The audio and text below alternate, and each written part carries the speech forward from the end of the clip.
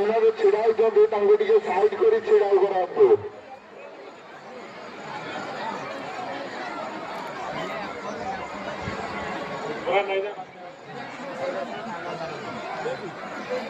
କୌଣସି ଭଲେଣ୍ଟିୟର ଠିକ ଭାବରେ କାମ କରୁନାହାନ୍ତି, ଖାଲି ବ୍ୟାଚ୍ ଧରିକି ବୁଲୁଛନ୍ତି, କିଛି କାମ କରୁନାହାନ୍ତି।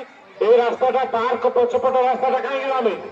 ପାର୍କ ପଛପଟ ରାସ୍ତାଟା କାହିଁକି ଜାମ୍ ହେଇଛି? ସେ ଲୋକ ପଛକୁ ଦିଅନ୍ତୁ।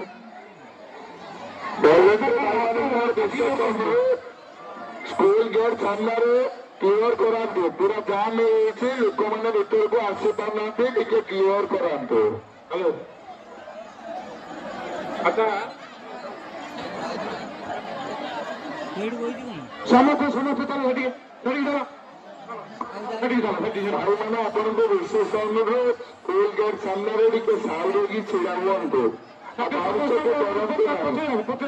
ଏଇ ବାଟ ବର୍ତ୍ତମାନ ଯିବେ, ତେଣୁ ଏ ଜାଗାଟା ଠିକ ନୁହେଁ ବସିବା।